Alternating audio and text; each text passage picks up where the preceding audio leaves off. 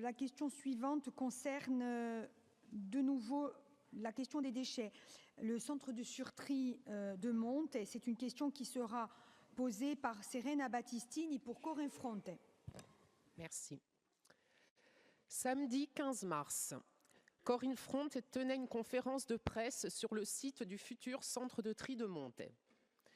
Nous étions accompagnés sur place par un collectif de riverains et d'agriculteurs dénommé Piaggia di Golu, dont on salue la présence dans les tribunes.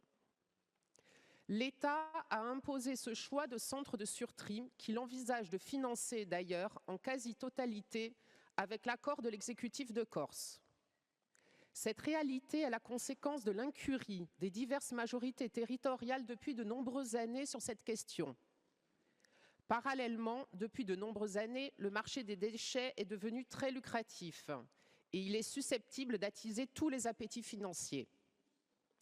Notre présence politique sur le projet du centre de surtri de Monte avait pour objectif d'évoquer notamment divers points.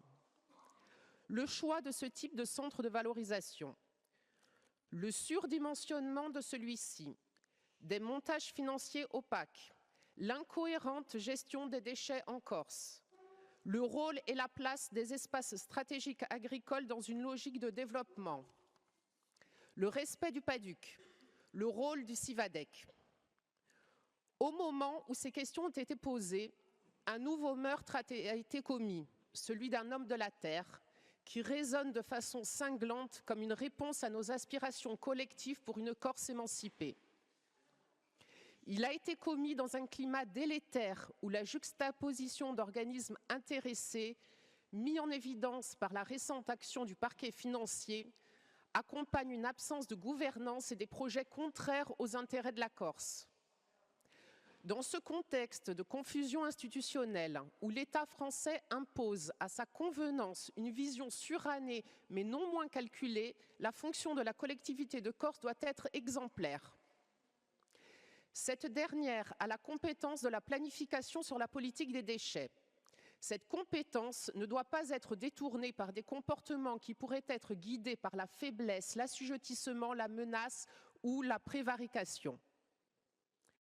Aussi, fort de ce constat, dans un moment où la Corse attend courage, clarification, justice, lucidité et paix retrouvée, nous vous demandons: êtes-vous toujours d'accord, après le rétropédalage qui vous a illustré entre 2023 et 2024, avec ce nuisible projet de centre de surtri de Monte?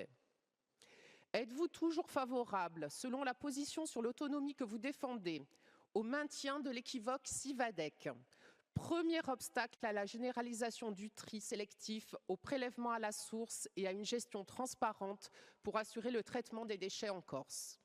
Arin Graziani.